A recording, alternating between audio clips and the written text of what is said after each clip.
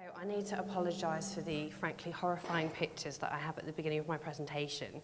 But the thing was, I was looking for something to show just how smug I'd be feeling if I'd actually thought of this idea myself. And I kind of started with this, and I thought, I don't really think even that is smug enough.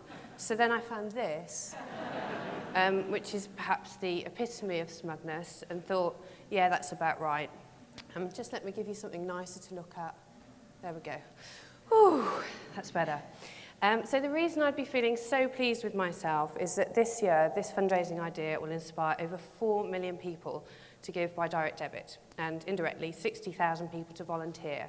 So it's a massive idea.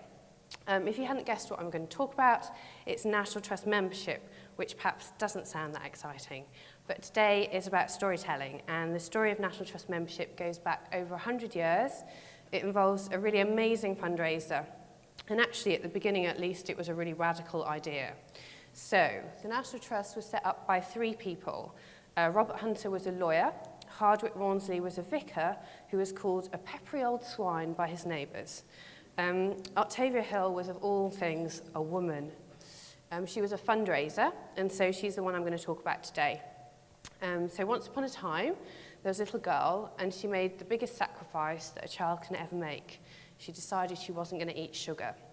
And the reason she wasn't going to eat sugar is because she didn't want to endorse the slave trade. So that little girl grew up to be Octavia Hill, and she dedicated her whole life to good causes, even though she actually disliked charity or the conventional ideas behind charity, but more of that later. Octavia was a really unusual philanthropist in that she didn't actually have any money of her own. She wasn't rich, and she actually had to work her whole life and earn a living or face the horrifying prospect of getting married.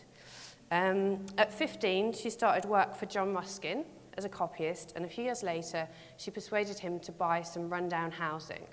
They did the housing up, and then they let it out at an affordable rate to families who would otherwise be living in the slums. So eventually, she was offering affordable housing in London to thousands of families. What's interesting is how she funded it, because it wasn't conventional. She gave investors like John Ruskin a 5% return on their money, and any extra money was ploughed back into making life better for these families.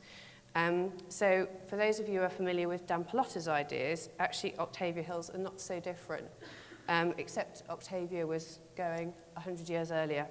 So she said, people don't like unsuccessful business, but they do like a charity where the money goes a long way because of commercial management.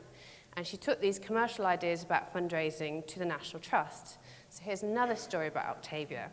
One day she went for a day out in the countryside. She took a rare day off, and she didn't forget her tenants. She picked 90 bunches of flowers, and she brought them all back to distribute to families living in one of the tenement blocks.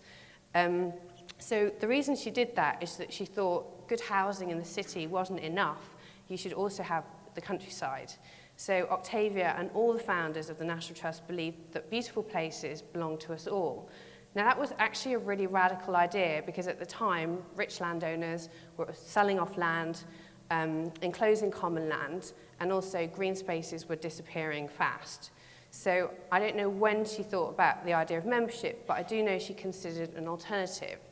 So she thought about funding the National Trust by selling shares, which wasn't an unusual way to fund a charity at the time. But this didn't really fit with her ethos of fundraising, because she believed that the shilling of one is of as much importance as the pound of another. So she had rich and powerful friends, but actually, when she launched a fundraising campaign, for example, to buy a part of the Lake District, she didn't go to them. She actually looked for her donors in really unusual places. She went to the mills and the factories in Manchester, Liverpool, Birmingham, and Sheffield, and she asked them to give money. And this is how one of the workers responded. This is a Sheffield factory worker who gave the princely sum of 2 shillings and 6pence.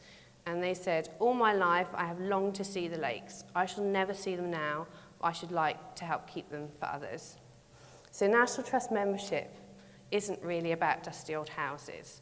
Actually, originally it was about this principle. So Octavia Hill wanted to distribute power and not accumulate it, and really membership is a manifestation of that. So when Octavia died in 1912, the National Trust had 15 buildings and 5,000 acres of countryside in its care.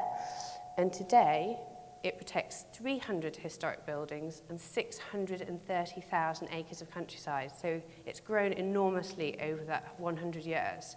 And during that time, membership has gone from 713 people to over 4 million. So it's fueled that growth.